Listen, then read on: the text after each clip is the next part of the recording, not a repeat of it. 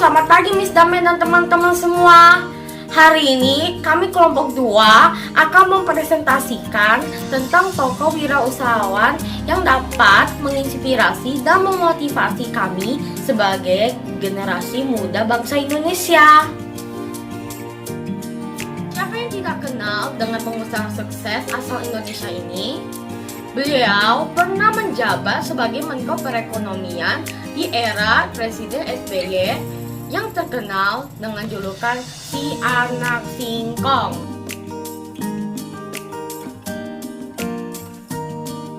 Beliau merupakan orang terkaya kelima di Indonesia versi majalah Forbes tahun 2020 ini.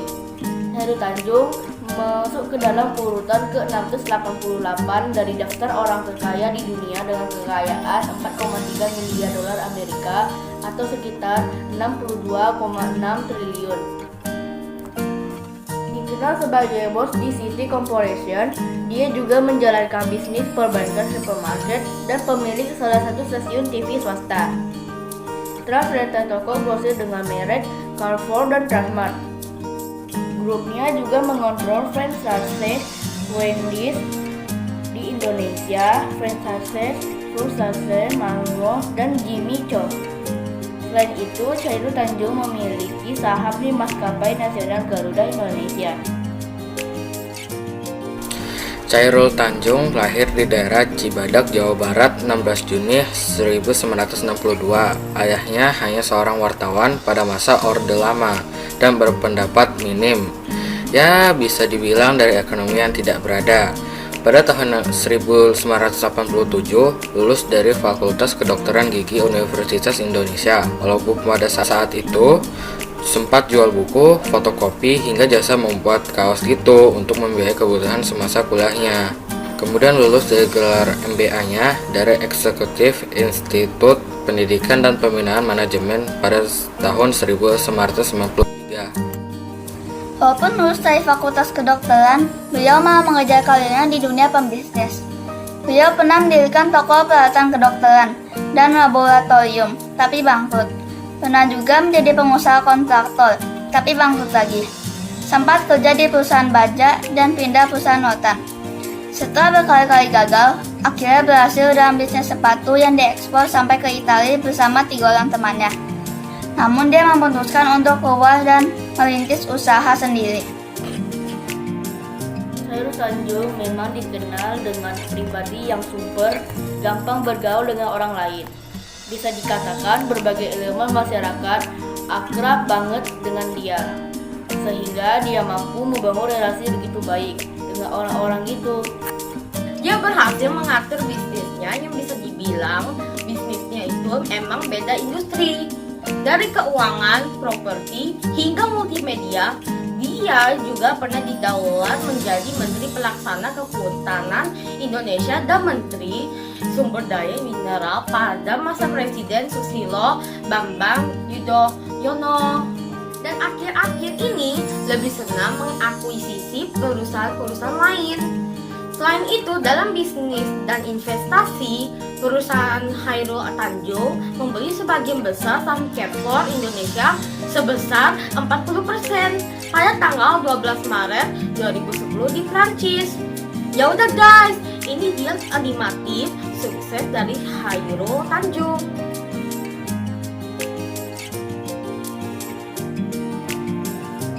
Anda harus prestasi di kuliah.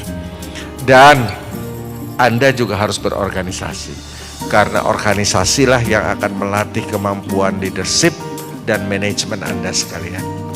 Ya. Dengan organisasi kita dilatih untuk berbicara depan orang, mencoba meyakinkan orang, dan lain sebagainya. Itu adalah ilmu yang perlu Anda pelajari.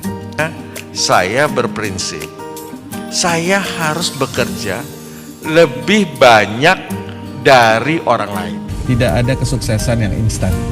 Semua harus berproses, proses dengan kerja keras yang habis-habisan, bahwa tidak akan Tuhan itu memberikan kesuksesan lebih kepada orang yang kurang bekerja keras dibandingkan dengan orang yang lebih bekerja keras.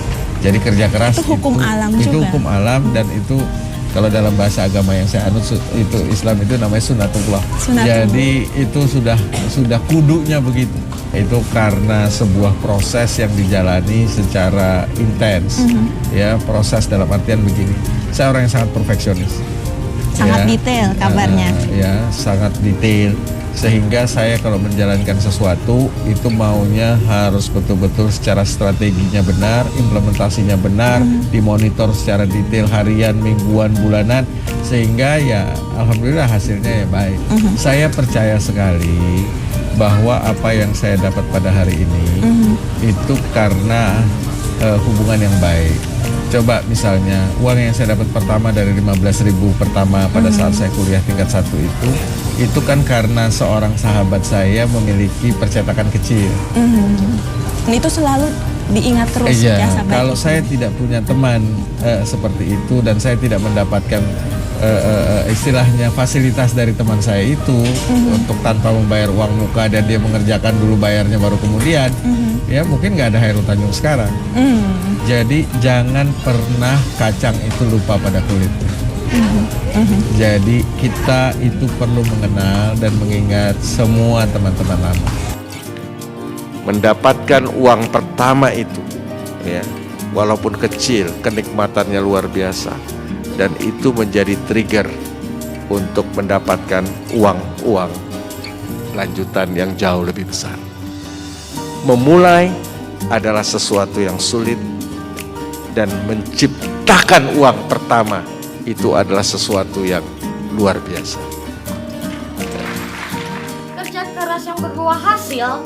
Melihat perjalanan hidup dan karya seorang Hairul Tanjung mungkin dapat membuat kita menyadari bahwa tidak ada sukses yang bisa didapatkan secara instan.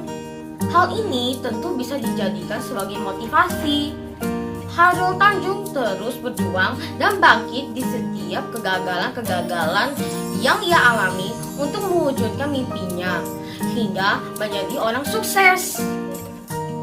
Seperti sekarang ini, dan beliau juga telah menjadi berkat bagi banyak orang dengan membuka lapangan pekerjaan dari bisnisnya itu, sehingga Bapak Hairul Tanjung ini ikut memiliki peran dalam membangun perekonomian di Indonesia. Sekian presentasi kelompok kami. Terima kasih.